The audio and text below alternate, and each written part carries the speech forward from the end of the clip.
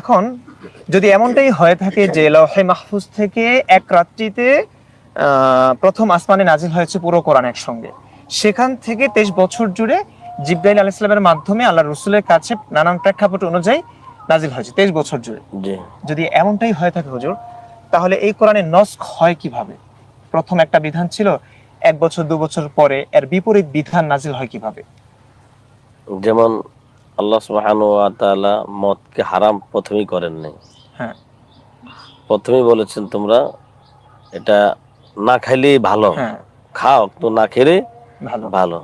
দ্বিতীয় স্টেপে এসে বলেছেন তোমরা খাও কিন্তু নামাজের সময় খেও না। হ্যাঁ, ইয়া আইয়ুহাল্লাযীনা আমানু লা তাকরাবুস সালাতা ওয়া আনতুম সুকারা। তৃতীয় স্টেজে আয়েশা বলেছেন যে এখন থেকে মদ খাওয়া যাবে না, হুম, নামাজে হোক যে কোনো অবস্থা হোক না কেন মদ খাওয়া সম্পূর্ণ কি হ্যাঁ, নিষিদ্ধ ঘোষণা হয়েছে। তখন আসলে সাহাবারা প্রত্যেকেই যার যেখানে মদ ছিল সেখানে ঢেলে দিলেন, যে মদিনার শহরের রাস্তাগুলো যেন মদের বন্যা বসে গেছিল। হ্যাঁ, এরকম আর কি আল্লাহ রাব্বুল আলামিন মানুষকে পরিবর্তনের জন্য যখন যেটা মনে করেছেন এটা দিয়ে পরবর্তী চূড়ান্ত ভাবে যেটা দিয়েছেন সেটাই হলো। হ্যাঁ। আমার প্রশ্নটা হচ্ছে, আমি যদি একটু বুঝিয়ে বলার চেষ্টা করি, আপনার উদাহরণটাই আমি ধরলাম। ধরুন মদ সংক্রান্ত ধাপে ধাপে আয়াতগুলো নাজিল হয়েছে। প্রথম আয়াত যদি আমরা বলি, ইয়া আইয়ুহাল্লাযীনা আমানু লা তাকরাবুস সালাতা ওয়া আনতুম সুকারা, এখানে বলা হচ্ছে তোমরা নামাজের সময় না, মানে মদ পান করে নামাজের ধারে কাছেও যেও না। তার মানে মদ পান করা জায়েজ আছে, তবে মদ পান নামাজের একটু কাছাকাছি সময়ে মদ পান করা নিষেধ, যাতে করে নামাজের মধ্যে মাতাল না হয়। তারপরে সূরা বাকারাতে আছে ইয়াসআলুনাকা আনিল খামরি ওয়াল মাইসির কুল ফীহিমা ইসমুন কাবীর, তারা আপনাকে মদ সম্পর্কে, মদ এবং জুয়া সম্পর্কে জিজ্ঞেস করবে। কুল, আপনি বলে দিন, ফীহিমা ইসমুন কাবীর, এই দুটোতে রয়েছে ইসমুন কাবীর, গুরুতর অন্যায়, ওয়া মানাফিউ লিন-নাস, মানুষের জন্য নানাবিধ উপকারিতা। তো এখানেও আল্লাহ বলছেন যে ধরুন মদের মধ্যে উপকারিতাও আছে এবং গুনাহ রয়েছে, অর্থাৎ চূড়ান্তভাবে হারাম সাব্যস্ত হয় নাই। আমি যদি এটা ধরি, ধরুন প্রথম আয়াত, আচ্ছা, একটু এই যে মদ পান করে ঈশ্বরের কাছেও যেও না, সেই বিষয়টা আমার মনে হয় যে আপনাদের একটু দেখানো দরকার, যে এরা আসলে কোথাকার জিনিস কোথায় গুলিয়ে ফেলে আউলায় গেছে, সেটা তাহলে আপনাদের বুঝতে একটু সুবিধা হবে। তো এই প্রথমে যে আয়াতটা উনি বলেছেন সূরা নিসার, সেখানে বলা হচ্ছে যে এই যে সুকারা শব্দটা আছে, নেশাগ্রস্ত, যে হে মুমিনগণ, নেশাগ্রস্ত অবস্থায় তোমরা সালাতের নিকটবর্তী হয়েও না যতক্ষণ না তোমরা বুঝতে পারো যা তোমরা বলো। তো এই যে মোল্লা যারা নামাজ পড়ে, এখানে যে স্পষ্টভাবে আল্লাহ বলেছেন যে নামাজের, সালাত অর্থ যদি ওই মোল্লাদের অনুবাদ অনুযায়ী আমরা নামাজও নেই, তাহলে কিন্তু এদের নামাজ পড়া হয় কি হয় না সেটা আপনারা বুঝতে পারবেন। এদের ইভেন এই আয়াত অনুযায়ী নামাজের ধারে কাছে যাওয়াই ওনাদের জন্য নিষিদ্ধ। কখন? যতক্ষণ না তোমরা বুঝতে পারো যা তোমরা বলো।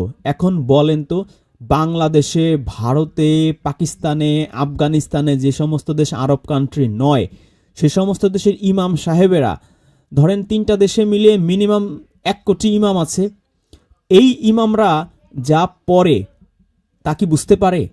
সে কি বুঝতে পারে? এই আয়াতটাই যদি নামাজে পড়া হয়, ইমাম কি নিজে বুঝতে পারে এখানে কি বলা আছে? কয়টা ইমাম বুঝতে পারে?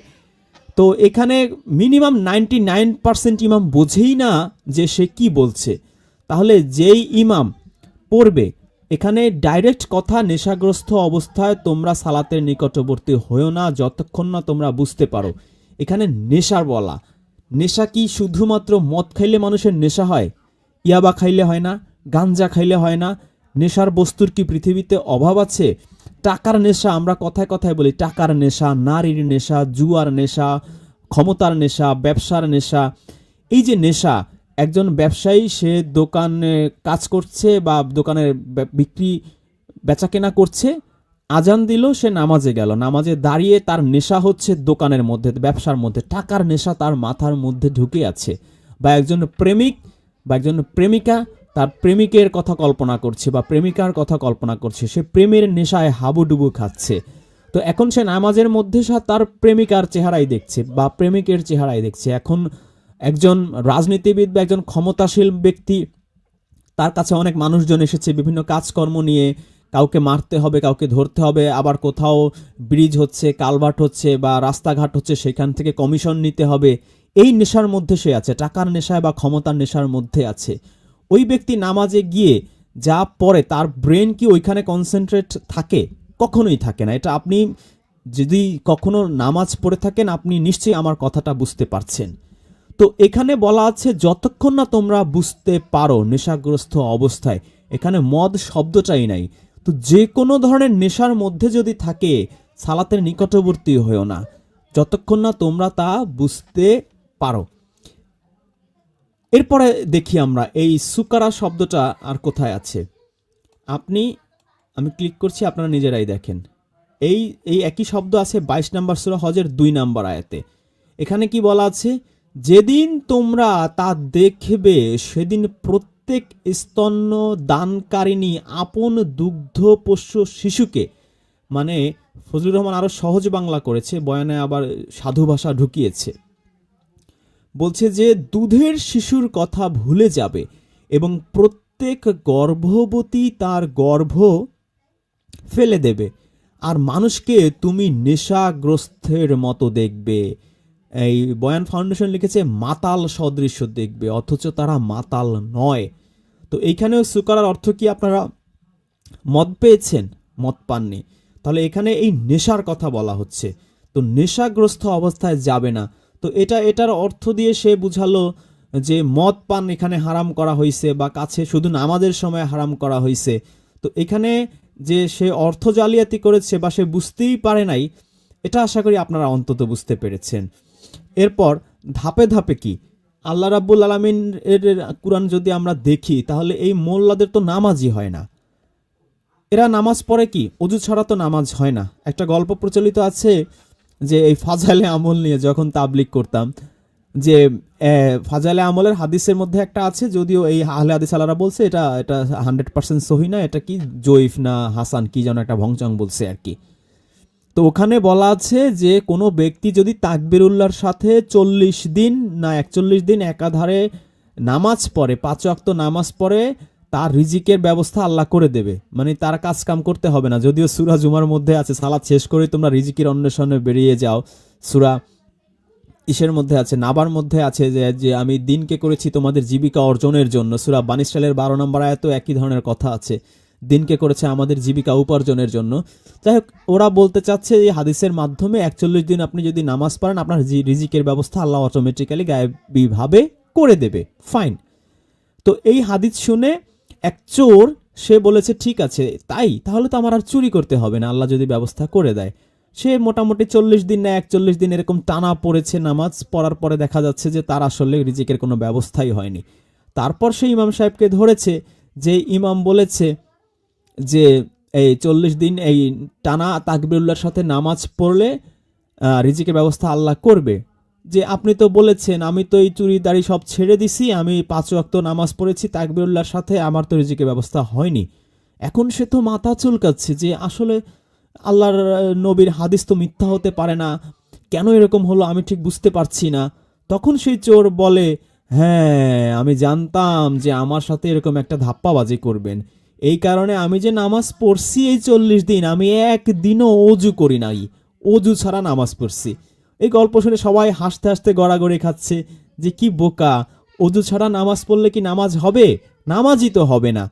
তো এই অজুর গুরুত্বটা আমরা বুঝতে পারছি যে এই গল্পটা দিয়ে আমাদের বোঝানো হয়েছে যে আসলে অজুটা কতটা ইম্পর্টেন্ট। এখন আপনি যদি এই মোল্লাদের এই সিরাত গ্রন্থ হাদিস গ্রন্থ পর্যালোচনা করেন, আপনি দেখবেন যে অজুর আয়াত যেটা নাজিল হয়েছে সেটা হচ্ছে সূরা মায়েদার 6 নম্বর আয়াত। আমি আপনাদেরকে একটু নিয়ে যাচ্ছি সেখানে। তো 6 নম্বর আয়াতে যে অজুর আয়াত নাজিল হয়েছে, সূরা মায়েদা হচ্ছে মাদানী সূরা। এই যে দেখেন একেবারে উপরেই লেখা আছে মাদানী, এরাই লিখেছে, আমি লিখি নাই। তো এই মাদানী সূরা মানে মদিনায় যাওয়ার পরে, তো আল্লাহ রাসূল মক্কায় ছিলেন ধরেন 10-12 বছর, তো 10-12 বছর উনি মক্কায় থাকার পরে হিজরত করে এই মাদানীতে বা মদিনায় চলে গিয়েছেন। তো সেখানে এই অজুর আয়াত নাজিল হয়েছে। তো এখন আমি যদি বলি যে এই 10 বছর আল্লাহর রাসূল এবং তার যে সাহাবীরা নামাজ পড়েছেন, অজুর আয়াত তার নাজিল হয়নি, তাহলে নামাজটা পড়েছে নিশ্চয়ই অজু ছাড়া। তাহলে এই 10 বছর কি তাদের নামাজ কবুল হয়েছে? আপনাদের কাছে প্রশ্ন রেখে গেলাম, একই সাথে মোল্লাদের কাছেও প্রশ্ন রেখে গেলাম। অজুর আয়াত নাজিল হওয়ার আগের যে 10 বছর, এই 10 বছর তারা যে নামাজ পড়েছে তাদের নামাজ অজু ছাড়া কবুল হয়েছে কিনা। আপনারা যদি কোনো মোল্লা থেকে থাকেন আমাদের আজকে লাইভে আপনারা এই উত্তর দিতে পারেন। আমরা এর পরের অংশে যাই। আয়াত ওটা ধরি আর এটা ধরি, এরপরে আল্লাহ তাআলা চূড়ান্ত কয়েক বছর পরে কিংবা কিছু সময় পরে চূড়ান্তভাবে সূরা মায়েদাতে যেটা আছে 7 পারার 2 পৃষ্ঠায়, ওই আয়াতে আল্লাহ বলছেন নাজাস ফালা, হ্যাঁ একদম নাপাকি, পায়খানা প্রস্তাবকে নাজাস বলা হয়, সেরকম বলা হয়েছে। ইন্নামাল খামরু ওয়াল মাইসির ওয়াল আনসাব রিজসুম মিন আমালিশ শাইতান, রিজসুম। এইবার কিন্তু ঠিকমতো বলছে, খমরু বলছে, খমরু হচ্ছে মদ, এবার ঠিক আছে। কিন্তু এর আগে সে যেটা নিয়ে গেছে সেটা কিন্তু সে ভুল করছে। সে সুকার আর খামরু সে গুলায় ফেলছে, গুলায় ফেলে আউলায় গেছে, আউলায় গেলে এখন নাসক মানসুকের আয়াত সে এখন বাস্তবায়ন করছে। ফাজিল, এটা বলা ফাজিল। হয়েছে, এই আয়াতের মাধ্যমে চূড়ান্ত ভাবে হারাম সাব্যস্ত করা হয়েছে, তাই তো? এখন এই যে প্রথম আয়াত মদ সংক্রান্ত আয়াত, যেটির মাধ্যমে পুরোপুরি হারাম সাব্যস্ত হচ্ছে না, এই আয়াতটি ধরুন আমরা যদি এখন আগের ইতিহাসে যাই, লাওহে মাহফুজে ছিল না এটা? লাওহে মাহফুজে ছিল। আচ্ছা, লাওহে মাহফুজ থেকে এই 4 প্রকার আয়াতই কি লাওহে মাহফুজে সংরক্ষিত ছিল?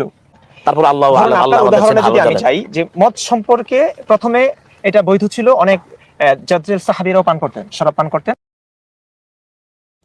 আচ্ছা, প্রথমে এটা বৈধ ছিল মানে কি? হারাম করার আগ পর্যন্ত তো বৈধই। যতক্ষণ না আল্লাহ রাব্বুল আলামিন হারাম বলবে ততক্ষণ তো এটা বৈধই, তাই না? তো ওইখানে আমি ওই আয়াতটাতে যাব, তার আগে আমি এই আয়াতটা আরো দুটা ওয়ার্ড আমি পেয়েছি, সেটা একটু আপনাদের দেখাই। হ্যাঁ, এসেছে। যেটা এই যে সুকারা, এটা আমি আলোচনা করেছি সূরা নিসার 43 আয়াতে। এটা হচ্ছে নেশা, যে কোনো নেশা, টাকার নেশা, নারীর নেশা, গাড়ির নেশা, বাড়ির নেশা, ক্ষমতার নেশা, যে কোনো নেশা থাকতেই পারে। নেশাগ্রস্ত অবস্থায় সালাতের কাছে যাওয়া যাবে না, একটা শর্ত। 2 নম্বর শর্ত হচ্ছে যতক্ষণ না তোমরা তা বুঝতে পারো। এই মোল্লারা একটা শর্ত পালন না করেই নামাজ পড়ে হুক্কুর হুক্কুর। এই জন্যই এই বাংলাদেশে এত নামাজ পড়ে কিন্তু মানুষের কোনো পরিবর্তন নাই। নামাজ পড়ে ঘুষ খাচ্ছে, নামাজ পড়ে সুদ খাচ্ছে, নামাজ পড়ে ব্যভিচার করছে, নামাজ পড়ে মানুষের সাথে প্রতারণা করছে, জায়গা জমি দখল করে নিচ্ছে, সবই এই নামাজি লোকরাই করতেছে। নামাজ পড়েও করতেছে, নামাজ না পড়েও করতেছে। আর যে পড়ে না সে অন্তত শুক্রবার হলেও পড়ে, তার মানে নামাজের মধ্যে মুসলিম আছে। কিন্তু সূরা নিসার 43 আয়াত যদি এই মুসলিমরা পালন করতো তাহলে ওই যে নামাজ পড়তো সঠিক লোকই নামাজ পড়তো। যদি সেই নেশার মধ্যে থেকে নামাজ পড়তো আর যা না থেকে পড়তো, টাকার নেশা, ক্ষমতার নেশা, গাড়ির নেশা, নারীর নেশা, এগুলো বাদ দিয়ে আর যা পড়ছে তা বুঝতে পারতো, তাহলে কিন্তু ঠিকই কাজ হতো। যেহেতু আল্লাহর এই সূরা নিসা 43 আয়াত এরা ভায়োলেট করছে, এজন্য এই কাজ হয় না, তাসির উঠে গেছে। এরপরে এই যে 15 নম্বর সূরার 15 নম্বর আয়াত, এখানে দেখেন, এখানেও এই সুকারা শব্দটা আছে। এখানে কি দেয়া আছে অর্থ? এখানে দেয়া আছে সম্মোহিত করা। এরপরে 72 নম্বর আয়াত, এখানেও কিন্তু নেশা দেয়া আছে, এখানেও কিন্তু মদ দেয়া নাই। তোমার জীবনের কসম, নিশ্চয়ই তারা তাদেরকে নেশায় ঘুরপাক খাচ্ছিল, মাতালতায় দিশেহারা হয়েছিল। এখানে কিন্তু মদ শব্দই নাই, নেশা আছে। আচ্ছা, 1667 নিয়ে আমি আলোচনা করবো একটু পরে। এখানেই ইন্টারেস্টিংলি শুধু মদ শব্দটা লিখেছে। 22-2 এটা আলোচনা করেছি যে সেদিন, যে কেয়ামতের দিন, সেদিন দুগ্ধ দানকারী মা এবং গর্ভধারিণী মা তার সন্তানকে ভুলে যাবে। তোমাদের দেখে মনে হবে তারা নেশাগ্রস্ত, মাতাল, আসলে তারা নেশাগ্রস্ত বা মাতাল নয়। এবার 50 নম্বর সূরার 19 আয়াতে এখানে আবার আছে সাকরাতুল মাউত, যে বলে না মৃত্যুর যন্ত্রণা, এখানে আবার নেশাও নাই, এখানে আছে যন্ত্রণার কথা আছে। আচ্ছা, এবার আমরা সেই ইসের মধ্যে যাই যেটা দিয়ে সে বলেছিল যে এখানে হালাল করা হয়েছে। এখানে কি আসলে হালাল করা হয়েছে না হারাম করা হয়েছে, বিষয়টা একটু দেখেন। আল্লাহ মানুষকে একটা বুঝ দিচ্ছে যে মানুষ কি করে। মানুষ একই গাছ থেকে ভালো জিনিসও খায়, খারাপ জিনিসও খায়। ওই যে বলে না, কেউ দুধ বিক্রি করে মদ কেনে আর কেউ মদ বিক্রি করে দুধ কেনে। তো একই গাছ থেকে, এই আঙুর থেকে আল্লাহ বলছেন যে তোমরা খেজুর গাছের ফল ও আঙুর থেকে মাদক্য উত্তম রিজিক। এখানে কিন্তু ও বলতে একটা শব্দ আছে, ওয়াও আছে আরবিতে। আপনারা যদি আরবি জানেন বুঝতে পারছেন। ওয়াও মানে হচ্ছে কনজাংশন, কি বলে বাংলায়, অব্যয় বলে। তো এখানে ও আছে, তার মানে এই না যে এটাকে আল্লাহ উত্তম রিজিক বলেছেন। এখানে আল্লাহ বলেছেন খেজুর গাছের ফল। তো খেজুর গাছ থেকেও ওই যে তারি না কি বানায় তাল থেকে, সেখান থেকে ফলও খেতে পারে মানুষ, আবার সেটাকে পচিয়ে মানুষ মদও খেতে পারে। আঙুর গাছ থেকে মানুষ আঙুরও খেতে পারে, আবার আঙুরকে পচিয়ে মানুষ মদও খেতে পারে। এটা আল্লাহ এক সুন্দর একটা অ্যানালজি এখানে দিয়েছেন। আর কি তোমরা উত্তম রিজিকও গ্রহণ করো। নিশ্চয়ই এতে এমন কওমের জন্য নিদর্শন রয়েছে যারা বোঝে। তাহলে এই যে কওমের জন্য নিদর্শন যে একই গাছ থেকে মানুষ ভালো খেজুরও খেতে পারে, আবার ওই খেজুর পচিয়ে মানুষ মদও খেতে পারে। একই আঙুর গাছ থেকে মানুষ ভালো আঙুরও খেতে পারে, আবার আঙুর পচিয়ে মানুষ মদও খেতে পারে। কিন্তু এই এই এই নাস্তিক হবে তো, এই জন্য আর সে এগুলো বোঝার ধার ধারে নাই। এরপরে আল্লাহ রাব্বুল আলামিন এর আগের আয়াতে সুন্দর একটা অ্যানালজি দিয়েছেন। আপনারা যদি 66 নম্বর আয়াতটা দেখেন, আর নিশ্চয়ই চতুষ্পদ জন্তুতে তোমাদের জন্য রয়েছে শিক্ষা। কি শিক্ষা? তার পেটের ভেতরের গোবর রক্তের মধ্যখান থেকে তোমাদের আমি দুধ পান করাই, যা খাঁটি এবং পানকারীদের জন্য স্বাচ্ছন্দ্যকর। তো দেখেন, একটা এই যে পেটের ভেতরে চতুষ্পদ জন্তু, এর পেটের ভেতরে থেকে যা বের হয়, গোবরও বের হয়, রক্তও বের হয়, প্রস্রাবও বের হয়, আবার দুধও বের হয়। তো একই প্রাণী, সেখান থেকে আমরা যেমন হিন্দুরা এই যে চতুষ্পদ জন্তু গরুর মূত্র খায়, আবার মুসলিমরা দেখা যায় দুধ খায়। তো কোনটা ভালো? তো আপনি এই যে গোবরও খায়, তারা গোবর দিয়ে গোসলও করে, আপনারা হয়তো ফেসবুকে ইউটিউবে প্রচুর ভিডিও দেখেছেন তাদের। তো একই গরু, কেউ গোবর খায়, কেউ মূত্র খায়, আর কেউ দুধ খায়। এই তো অ্যানালজিটা তো এই 66 নম্বর আয়াতে গেলে আমরা সুন্দর দেখতে পাচ্ছি। 67 নম্বর আয়াতও আল্লাহ চমৎকার অ্যানালজি দিয়েছেন। কিন্তু এই যে কোরআনের আয়াত নিয়ে গতকালকে যে আমরা আলোচনা করলাম, 38 নম্বর সূরা সাদের 29 আয়াত, যে আল্লাহ বলেছেন যে কোরআনের আয়াত নিয়ে চিন্তা ভাবনা যেন আমরা করি। রাসূলকে আল্লাহ বলেনি, আমাদেরকে বলেছেন, আমি তোমার প্রতি নাজিল করেছি এক বরকতময় কিতাব, যাতে তারা, নট রাসূল, তারা মানে আমাদের কথা বলছে, যাতে তারা এর আয়াতসমূহ নিয়ে গভীরভাবে চিন্তা করে এবং যাতে বুদ্ধিমানগণ উপদেশ গ্রহণ করে। তো আমাদের কাজ ছিল এই আয়াতগুলো নিয়ে চিন্তা ভাবনা করা। আর আমরা কি করছি? আমরা এই কুরআনকে ঘরের উঁচু জায়গায় সুন্দর করে মানে যত্ন করে রেখে দিয়ে এই বুখারী, তিরমিজি, ফাজাইলে আমল, হেকায়েতে সাহাবা এগুলো নিয়ে পড়ে আছি। তো যা হবার তাই হচ্ছে। আমরা আল্লাহর আয়াত নিয়ে চিন্তা ভাবনা করব কি? আমরা তো বুঝেই পড়ি না। ওই মোল্লা পড়াচ্ছে, বেতনের বিনিময়ে সে পড়াচ্ছে, আমি শুনে শুনে আসছি। আলাম তারা কাইফা ফালা, এই যে ছোটবেলায় শুনতাম মানুষ ভেঙায় বলতো আলাম তারা কাইফা ফালা, ভাত খায়া যায় দাউরা ফালা, এরকম করে দুষ্টামি করতো বিধর্মীরা। তো এইরকম আর কি। তো আমি জানিই না যে আলাম তারা কাইফা ফালা বলতে আসলে কি বোঝানো হয়েছে। পড়তেছি তো পড়তেছি, মোল্লাও পড়াচ্ছে, আমিও পড়তেছি। যেহেতু বুঝি না, চিন্তা করার প্রশ্নই হচ্ছে না। আমরা যদি সত্যিকার অর্থে এই 38 নম্বর সূরা সাদের 29 আয়াত অনুযায়ী এই আয়াতটা যদি অ্যাপ্লাই করতাম, তাহলে কি এরকম নাস্তিক হতে পারতো? এই মুফতি, মাওলানা, হাফেজ হওয়ার পরও কি কারো পক্ষে নাস্তিক হওয়া সম্ভব ছিল? ছিল না। কেন হচ্ছে? কারণ আল্লাহর আয়াত নিয়ে সে গভীর চিন্তা ভাবনা করে না। সে চিন্তা ভাবনা করে কি নিয়ে? ওই সিরাতের গ্রন্থ, বুখারী, তিরমিজি, লাহুয়াল হাদিস, ফাজাইলে আমল, হেকায়েতে সাহাবা, সিরাতের গ্রন্থ, এগুলো নিয়ে চিন্তা ভাবনা করতে করতেই একসময় নাস্তিক হয়ে যায়। তো কেন হচ্ছে নাস্তিক? এই সূরা সাদের 38 নম্বর আয়াতে আমাদের চোখে আঙুল দিয়ে দেখিয়ে দিচ্ছে।